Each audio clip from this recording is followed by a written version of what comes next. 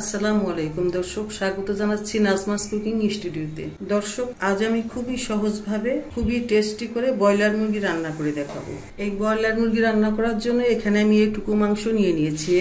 এখানে প্রায় 500 গ্রাম মুরগির মাংস নেওয়া আছে, ব্রয়লার মুরগি। এখন আমি এটা কিভাবে রান্না করি সেটাই আমি আপনাদের সঙ্গে শেয়ার করব। চুলাটা জ্বালিয়ে দিয়েছি, চুলায় আমি একটা কড়াই বসিয়ে দিয়েছি। এখন আমি এর ভিতরে এক টুকরা দারচিনি আর এই যে 3টা এলাচের মাথা চিড়ে দিছি আর 3টা লবঙ্গ দিয়ে দিচ্ছি। এবার দেবো একটু তেল। এখানে আমি 3 টেবিল চামচ পরিমাণ তেল দিয়ে নিলাম। এখন দিয়ে দিচ্ছি 3টা পেঁয়াজ কুচি। এখন এই পেঁয়াজ কুচিটুকু নেড়ে চেড়ে ভেজে ব্রাউন কালার করে নেব। চুলার তাপ মাঝারি আঁচে রাখা আছে। পেঁয়াজটুকু ব্রাউন কালার করে ভেজে নেওয়া হয়ে গেল। এবার আমি এই পেঁয়াজের মধ্যে একটু পানি দিয়ে দিচ্ছি, কেননা আমি এখন মশলা ব্যবহার করবো যাতে মশলাটা পুড়ে না যায়।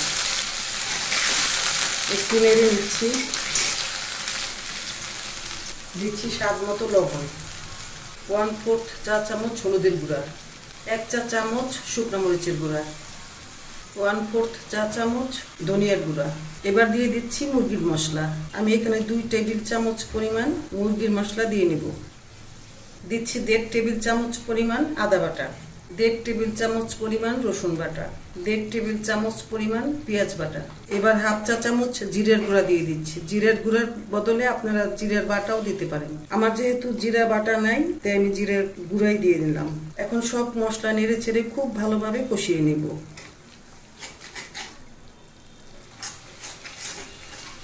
চুলার তাপটা আবার মাঝারি আঁচে রাখা আছে।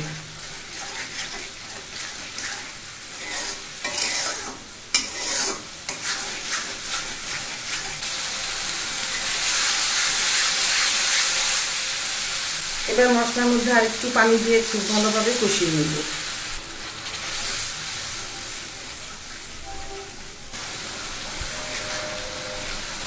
মশলাটুকু কষিয়ে নেওয়া হয়ে গেল।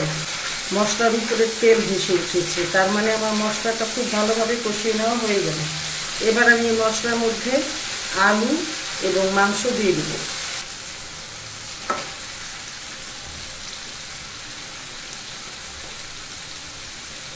মুরগির পাটা আমার মা খুব পছন্দ করে, তাই মুরগির পাটাও আমি নিয়ে নিয়েছি।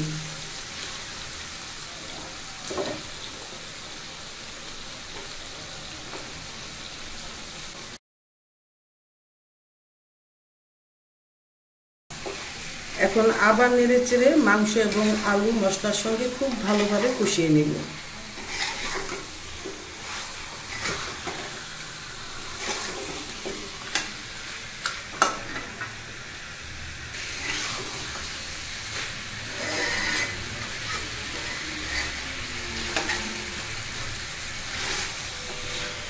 আমি 1 থেকে 1.5 মিনিট সময় মাংস আলু মশলার সঙ্গে কষিয়ে নিলাম। এখন আমি এই মাংস আলু মশলার মধ্যে গরম পানি দিয়ে দিব।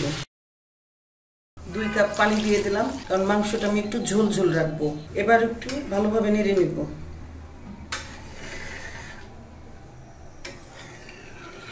চুলার তাপটা মাঝারি আঁচে রাখা আছে।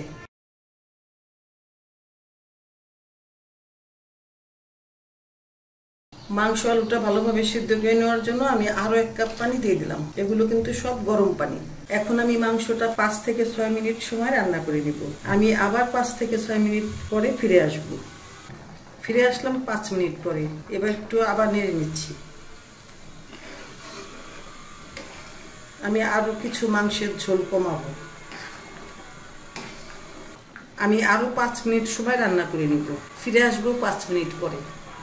ফিরে আসলাম 5 মিনিট পরে। এবার একটু নেড়ে নিয়ে আমি কিছু কাঁচামরিচের ফালি দিয়ে দিব। আবার 2 থেকে 3 মিনিট সময় রান্না করে নিব। ফিরে আসলাম 3 মিনিট পরে। আমি ঠিক এই ধরনেরই একটা ঝোল রাখবো।